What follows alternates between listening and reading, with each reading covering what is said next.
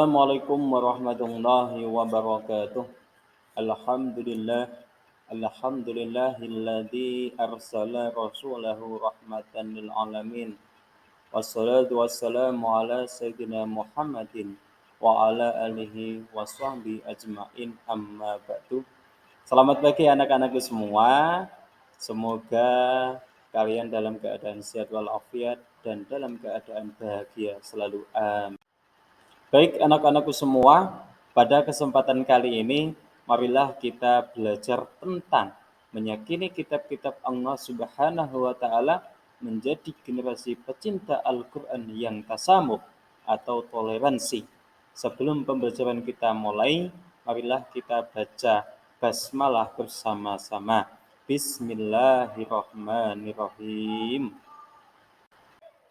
Anak-anakku semua, sebelum kita ke materi apa yang akan kita pelajari pada pagi hari ini, marilah kita sejenak mengingat kembali apa yang dinamakan dengan keenam rukun iman tersebut. Iman yang pertama yaitu adalah iman kepada Allah Subhanahu wa taala. Iman yang kedua yaitu adalah iman kepada para malaikat. Iman yang ketiga yaitu iman kepada kitab-kitab Allah. Kemudian rukun iman yang keempat yaitu iman kepada para nabi dan rasul. Rukun iman yang kelima yaitu iman kepada hari kiamat. Rukun iman yang keenam yaitu iman kepada qada dan qadar. Tujuan pembelajaran pada kesempatan kali ini yaitu siswa menjelaskan makna iman kepada kitab-kitab Allah Subhanahu wa taala dan sejarah. Tujuan pembelajaran yang kedua yakni siswa dapat mencintai Al-Qur'an dan cara membangun hubungan dengan orang yang beriman kepada kitab-kitab terdahulu. Tujuan yang ketiga yakni siswa dapat membuat karya inovatif tentang iman kepada kitab-kitab Allah melalui aplikasi Canva. Itulah 3 tujuan pembelajaran yang akan kita lalui. Tujuan pembelajaran yang kedua yakni anak-anakku semua yang budiman, mari kita memasuki materi yang akan kita pelajari. 1. Pengertian iman kepada kitab-kitab Allah Subhanahu wa taala. Iman secara bahasa berarti pengakuan yang melahirkan sikap menerima dan tunduk. Sedangkan secara istilah, iman membenarkan dengan hati, mengucapkan dengan lisan, dan membuktikan dengan perbuatan. Selanjutnya, seseorang dapat dikatakan beriman apabila hatinya menerima dan meyakini keberadaan Allah Subhanahu wa taala, mengucapkan dengan membaca 2 kalimat syahadat dan mengamalkannya dalam kehidupan sehari-harinya. Setiap muslim wajib beriman kepada kitab-kitab Allah yang diturunkan kepada para rasulnya, baik secara ijmali maupun tafsili. Beriman kepada kitab Al-Quran berarti meyakini bahwa Al-Quran adalah kalam Allah yang diturunkan kepada Nabi Muhammad SAW melalui malaikat Jibril yang disampaikan secara bersambung dan berpahala bagi orang yang membacanya. Kedua, nama-nama kitab Allah Subhanahu wa taala. Ada 4 kitab yang diturunkan Allah kepada para nabinya.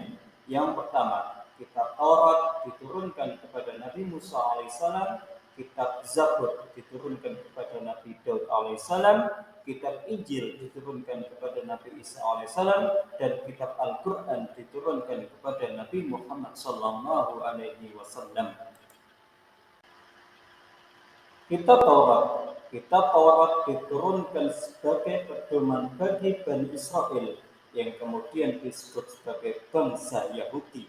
Kitab Taurat hanya digunakan untuk memutuskan perkara orang-orang dari Bani Israel saja. Kedua, kitab Zabur terdiri dari 150 surat yang berisi nasihat, hikmah, pujian, dan sanjungan kepada Allah Subhanahu wa taala. 3. Kitab Injil berisi akidah dan amal perbuatan seperti tauhid, yakni memberantas syirik dan berhala yang menjadi sumber kejahatan. Kitab yang keempat yakni Al-Quran sebagai penyempurna kitab sebelumnya. Al-Quran berisi tentang akidah, akhlak, fikih, muamalah, dan sejarah. Lalu bagaimana supaya kita menjadi generasi pecinta Al-Quran? Yang pertama, bukti keimanan terhadap Al-Quran dapat dilihat dari kecintaan seseorang terhadap Al-Quran, mulai dari membaca, kemudian memahami artinya, kemudian merenungkan maknanya. Kemudian, capaian kecintaan dan keimanan seseorang terhadap Al-Quran yakni mengamalkannya dalam kehidupan sehari-harinya. Apakah perilaku itu sesuai dengan isi Al-Quran ataukah tidak? Dengan demikian, jika kita mengaku cinta kepada Al-Quran, maka sudah sepantasnya kita berperilaku yang baik seperti berkata jujur, bertanggung jawab, dan dapat dipercaya, menghargai perbedaan, menghormati orang tua. Demikian yang dapat saya sampaikan. Apabila ada kekeliruan, mohon maaf yang setulus-tulusnya. Wallahul muwaffiq ila aqwamit thoriq. Wassalamualaikum warahmatullahi wabarakatuh.